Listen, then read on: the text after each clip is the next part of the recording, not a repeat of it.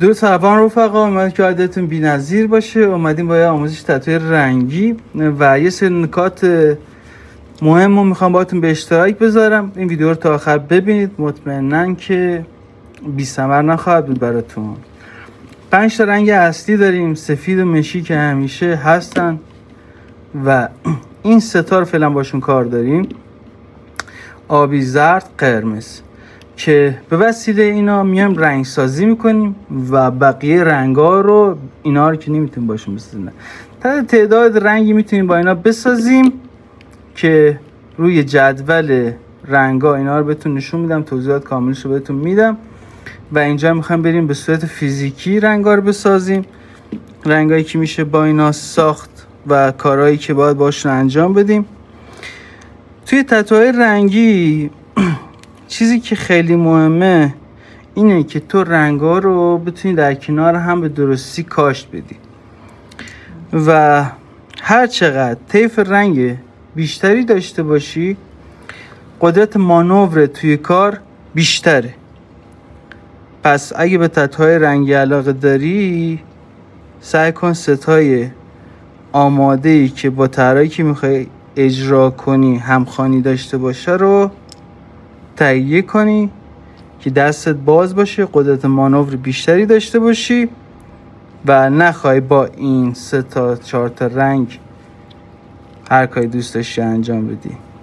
این محدودیت داره، یا میای با اینا رنگ میسازی یه طیف خاصی بهت میده که بیشتر از اون شارپ بودنی که دوست داری و توی اجراات نمیتونی به نمایش بذاری. خب میایم تو هر کپسمون از هر رنگی که هست میریزیم یه دونه. مثلا میام اینو قرمز میریزم، 3 رنگ اصلیمو پرش نمی‌کنم، یه مقداری هم جا میذارم برای سلوشنم. رنگ بعدی آبی. رنگاتون رو حتما قبل از ریختن توی کپساتون خوب تکون بدید چون ته‌نشین میشن.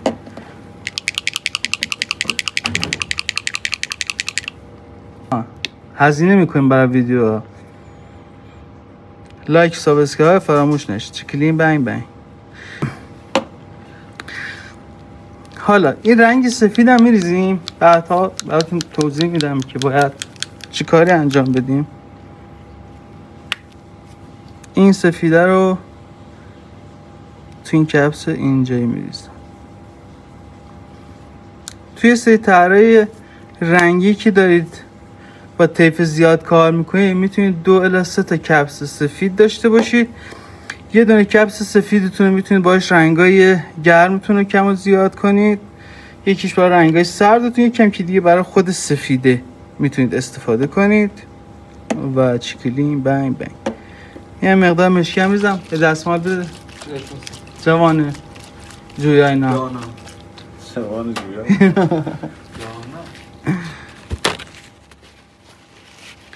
خب اینجا میام کنار این رنگ مشکیمو میریزم، یه قطره خاص بپره تو تشتک سفیده اینجا. اینا رو مثلا این دستماله میذاره اینجا، خودش دیگه برداره تمیز کنه، نخواد کثیف کاری نباشه. با این 3 تا میام 3 رنگ نارنجی، بنفش و سبزمو میسازم. تو هر کپسی میای به اندازه میریزی، مثلا نصفشو قرمز میریزی، نصفشو آبی میریزی.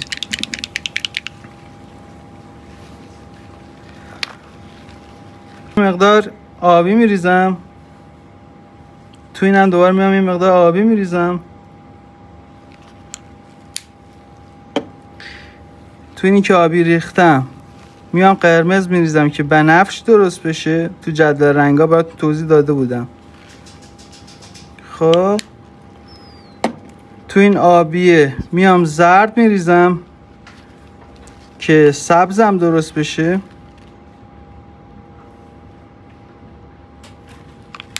و تو این یکی هم میام زرد و قرمز میریزم که نارنجیم درست بشه. زردم رو یکم بیشتر میریزم، قرمزم کمتر میریزم که نارنجیم روشن‌تر باشه. اگه خواد دیگه این باید هی قاطی کنین تا قلق دستت بیاد. بعد اینا رو که ریختم میام مابقیش رو سلوشن میریزم. بچه سلوشن خیلی مهمه. سلوشن رو باید به اندازه بریزی که بقیه رنگات هم مثل رنگ مشکیت روون حرکت کنه و چکلین بین یه مقداری مشکی رفته توش ولی خبری نیست، سفیده خاکستری میشه. بعد میایم همش میزنیم اینا رو. میکسر برمیداریم، میام از رنگ روشنم شروع میکنم آروم هم زدن. اون چون مشکیش کم بود حل میشه، تأثیری هم رو سفیده نمیذاره. ولی کلا دیگه سفید مشکی قاطی بشه توسی و گره و اینا به وجود میاد. بلا فاصله اینو میشورم که این تمیز باشه، برم رنگ بعدی.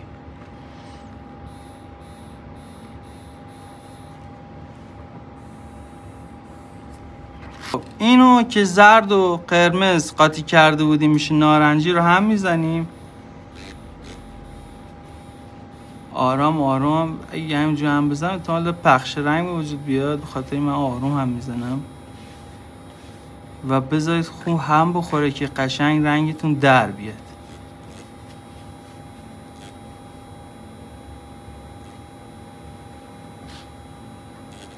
این میکس کردن رنگا، تکون دادن رنگا خیلی ساده است ولی تو کار خیلی تأثیر گذاره که رنگات خوب هم بزنی. این الان ببینید به من یه نارنجی داده. این یکی که زرد و آبی بود میخواستیم سبز بشه، آروم آروم هم میزنیم. یه مقدار نسبت به کپسه رنگ زیاد ریختم ولی خبری نیست. حالا هر مثلا این برندش اینه، این رنگی رو داریم قاطی میکنیم، مثلا این سبز به تو میده، برندهای دیگه شاید یه سبزی دیگه به تو بدن. شکلیه داستان هر برندی، هر رنگی که داریم میسازی. در جایی که میتونید سعی کنید رنگ‌های آماده داشته باشید که این نخواد رنگ سازی انجام بده و رنگ سازی اصلیتون تو سرپلاک صورت بگیره. به این سبزش هم اینجا بزنم که اگه خواستم مثلا این روشن‌تر شه یه کوچیک میزنم تو سفید. رنگ بعدی این بنفش قرمز آبی رو قاطی کردم با درصدهای مساوی. حالا این وسط قرمزه رو بیشتر بریزی بنفشت مثلا روشن‌تر میشه، آبیه رو بیشتر بریزی بنفشت تیره تر میشه. دیگه اینا چیزایی هستن که تو اصلا میتونی قطره قطره اضافه کنی تا به اون چیزی که دوست داری برسی، یه دفعه نریزی همینجوری.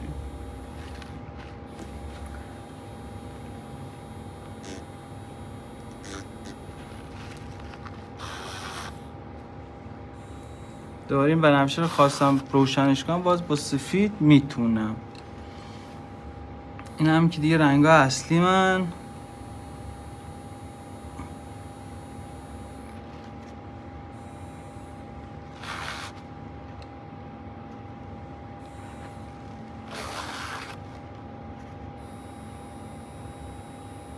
کلا همه شما دیگه هم بزنیم آماده باشن و اگه مثلا نیم ساعت یه ساعت اینا کار نکردی با کپسات بعد دوباره باید یه همشون بزنی که دوباره جون بگیره رنگا و دوباره چکیلی منگش در بیاد. مرسی که لایک و سابسکرایب میکنین، ویدیو رو تا آخر میبینید و بهمون انرژی میده ویدیوهای خفن‌تری برای خودتون تهیه کنیم. خب بریم برای ادامه داستان رنگ بازی. حالا ما اینا رو هم زدیم، آماده شده رنگامون. بچه تو تتوهای رنگی ببین من اصلا میخوام بیام قرمز کار کنم باید یه طیف رنگی قرمز داشته باشم، مثلا دارک، مدیوم، لایت. این ستا رو میام پشت سر هم کار میکنم. بعدش خواستم مثلا آخر قرمزه مثلا میام نارنجی میزنم، آخر نارنجی میام زرد میزنم، آخر زرد هم مثلا میتونم بیام سفید بزنم که خیلی روشن‌تر بشه. اگه خواستم بیام مثلا آبی کار کنم بعدش با آبی لایت بزنم، مدیوم بزنم، بعد لایت بزنم. اینا رنگا باید پشت سر هم کاشت بشن تا اون چیزی که میخوای رو به دست بیاری، اون سایه تیره به روشنه، مثلا تو دارک که میبینیم رنگای مشکی رو پشت سرم کاش میدیم، اینجا میام رنگای رنگی رو کاش میدیم. این نیست که تو بیای با یه دونه رنگ هر کاری دوست داشتی رو انجام بدی. ما با توناژ رنگی که اینجا داریم میخوایم میخوایم اینجا یه مقداری کار کنیم، توضیحات بیشتر رو اینجا روی پوست بهتون بدم. الان چون ما طیف رنگ زیادی نداریم، زیاد قدرت مانوری هم نداریم که مثلا من بخوام بیام یه قرمز خیلی خفن برات تو رنگ بندی بسوزونم بیارم بالا، ولی همونو میام اینجا حالا برات با این رنگایی که دارم، با قرمز و نارنجی و زردی که دارم مثلا میام اینجا میزنم. سوزنی که گذاشتم 15 RM، ولتاژ دستگاهمم روی 6 و نیم میذارم. 6 و 6 از با عددش بیشتر حال کردم. سوزنم خیلی بیرونه، تنظیم میکنم سوزنم میارم داخل به اندازه‌ای که راحت روون رو پوست حرکت کنه. بعد قسمتی که میخوام شروع کنم کار کردن رو یه مقداری چرب میکنم. بعد میام رنگ قرمزم رو برمیدارم، جایی که میخوام کار کنم و میام حالت دو سرباز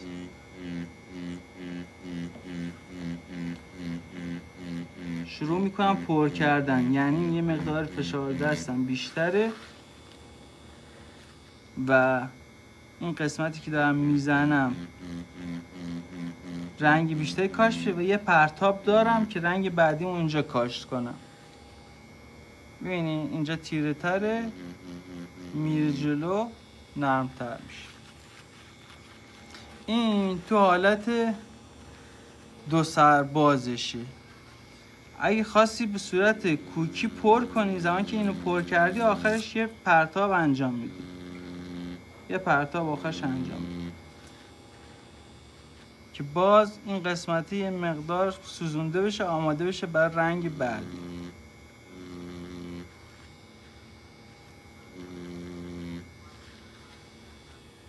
خب این شد به صورت دو سرباز، این یکی شد به صورت دورانی و آخرش یه پرتاب. سوزنمو میشورم، میرم رنگ نارنجیمو برمیدارم.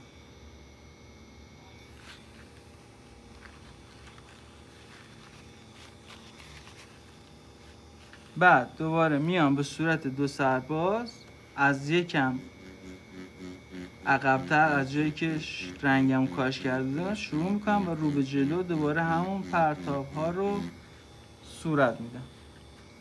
این قسمت میبینی رنگ نارنجی اومده رو قرمزه، یه مقدار پوشش داده و تو الان راحت‌تر میتونی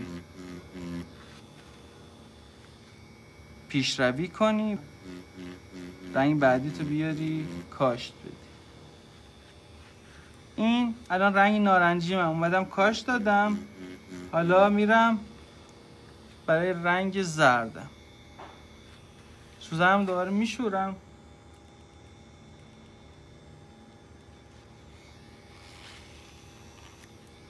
رنگ زردم برمیدارم به همون روش قبلی دو سرباز آروم یکم میام رو نارنجی قبلی و شروع میکنم تکرار رو به جلو. میتونید کم کم پاک کنید ببینید چه تغییراتی صورت گرفته و دوباره ادامه.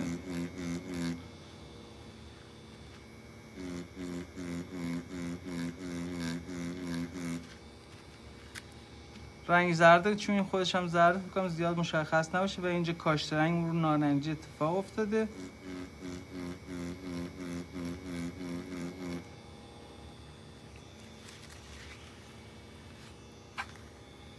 یه کوچیک الان این زرده رو میتونم تو هم نارنجی که ساختم بزنم، بیام یه مقدار اینجا دوباره مانور بدم و یه کوچیک اینجا رو بیشتر بسوزونم.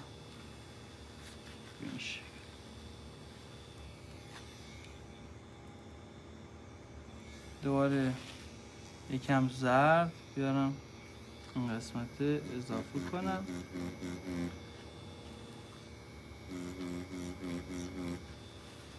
خب الان ما یه سایه از تیره به روشن داریم با طیف رنگای گرم.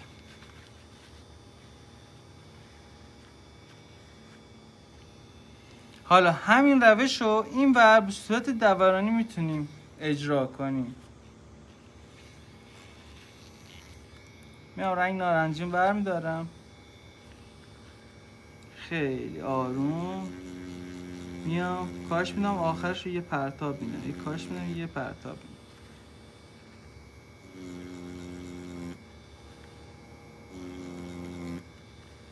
میبینید اومده رو رنگ قبلی سوار شده. اینجا هم داریم آمادهش بکنیم برای رنگ بعدی.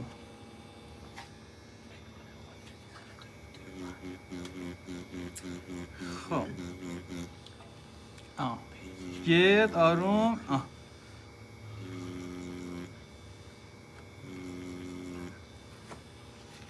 همین برای بقیه رنگ هم ست میکنه که تو بخواه با بقیه رنگ هم به همین کاره رو انجام میده. حالا من سوزن هم میشورم.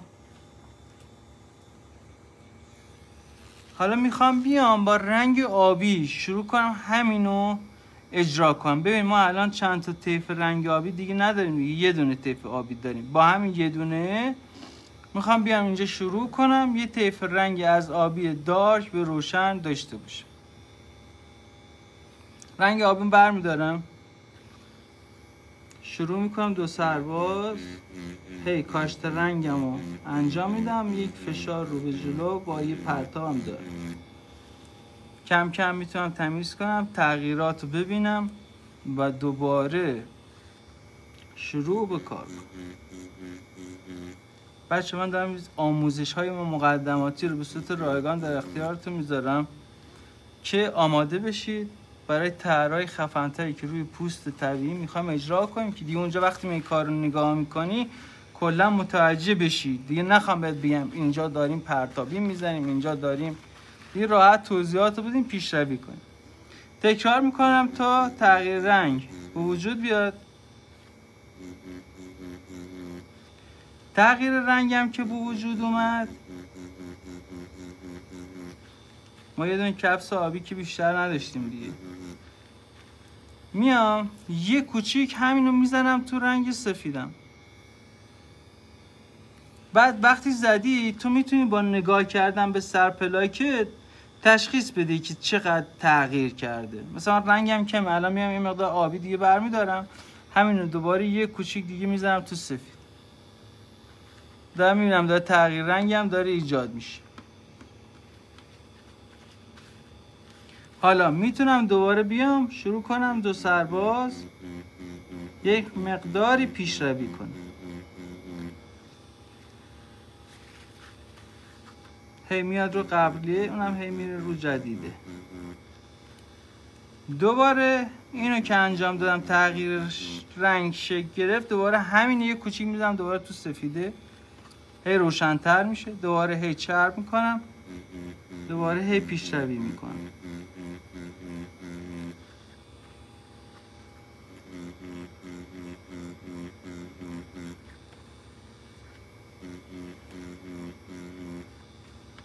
تغییر رنگ که ایجاد شد دوباره میزنم تو سفید،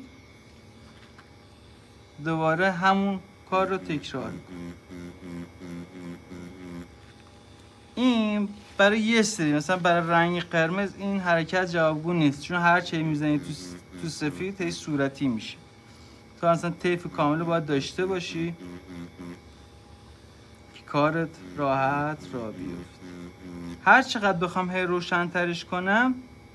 نکته بعدی که بخوام بهتون بگم، الان من میخوام با سوزن RL میتونم روی اینا بیام و سفید کار کنم و این میشه. فقط رو مشکیه یه مقداری بخوای سفید کار کنی خاکستری میشه، باید تا جایی که میشه رو مشکیه کار نکنی. ولی رو بقیه رنگا تو میتونی رنگ سفید تو کاشت کنی و این سفیده اون الان این مقدار آبی توشه، تو مثلا یا یک کپس جدا داشته باش که توش سفید باشه، بیا از اون برداری یا از گوشه این بردار که اون آبیه وارد سرپلاک سوزنت نشه.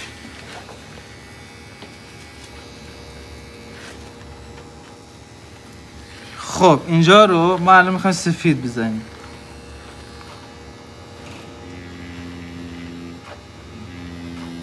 مثلا توی طرح کهکشانی چیزی میخوای بزنی، نیاز نیست جای نقطه های سفید و خالی بذاری، بعدها میتونی بیای اون نورها تو اضافه کنی.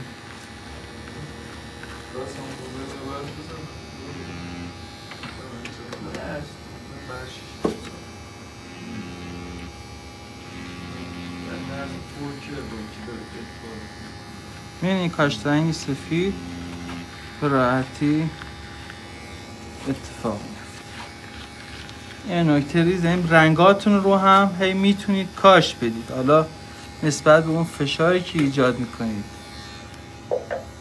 سوزنم رو تعویض میکنم، دوباره RM برمیدارم، گرید 12 است و ببین هر بار سوزنم در میارم تعویض میکنم، دوباره تنظیمش میکنم که چند اندازه بیرون باشه.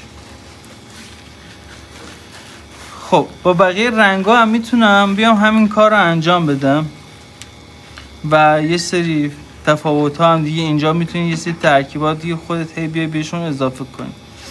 یا مثلا از این بنفشی که دارم اینجا برمیدارم میتونم بیام ادامه اینو رو به پایین کار کنم.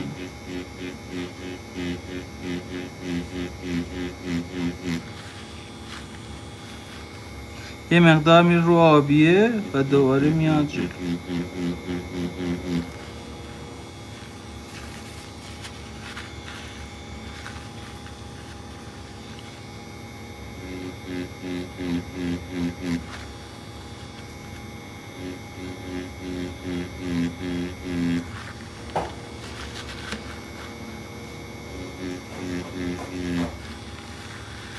دقیق رنگ هم که ایجاد شد میتونم دوباره یه کوچیک بزنم تو سفید، یکم بنفش هم روشن‌تر شه و دوباره ادامه کار رو انجام. پس اصل رنگسازی تو سرپلاک سوزنته، نه تو این کپساس. این تو بتونی اینو خیلی زود انجام بدی تا سرعت کارت بره بالا.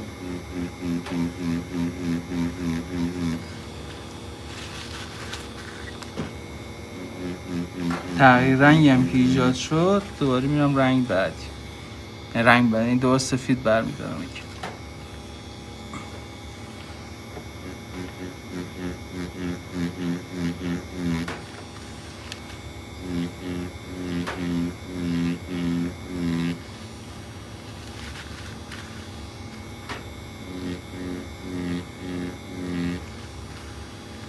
و این پایانش هی داره کم رنگ تر میشه.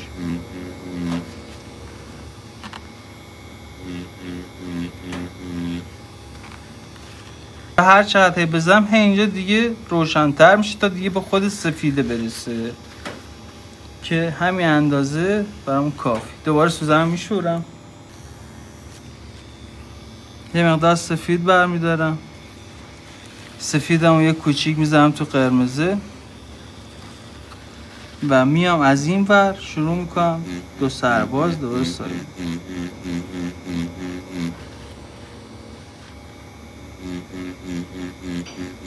یه قرمز رو به صورتی بهم میده.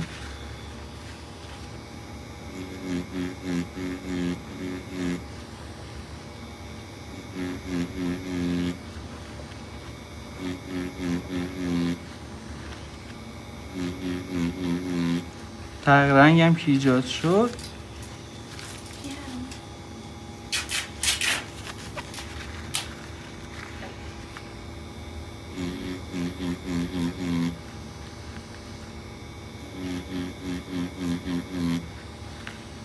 تغییر رنگ هم که ایجاد شد میتونم یه کوچیک دیگه سفید بردارم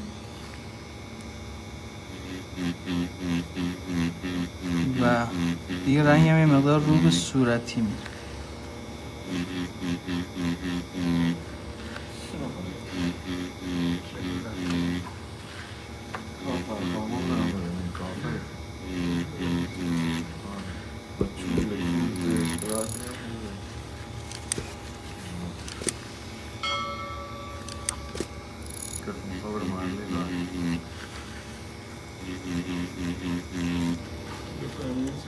این هم هست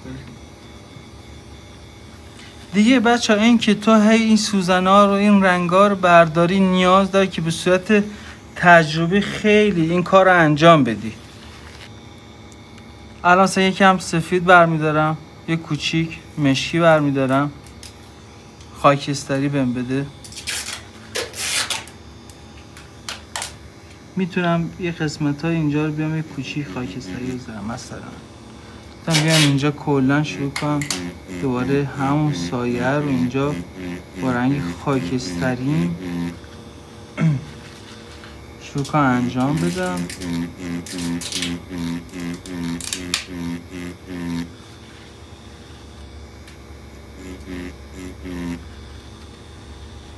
بعد همین رو میزنم تو سفید کم، دوباره میام ادامهش رو میرم.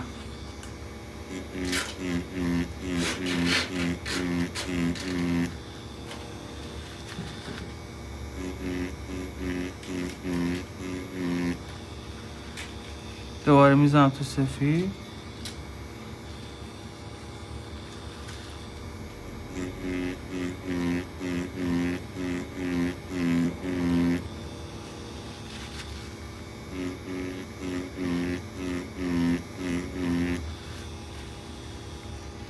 خب تا همینجور میاد و به روشنایی میرسه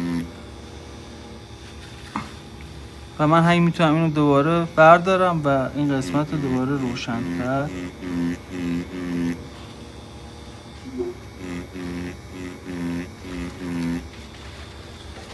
بین حالا شما دیگه میای توی یه طرحت باید ببینید چه رنگ بندیایی وجود داره، چه کنتراستی وجود داره.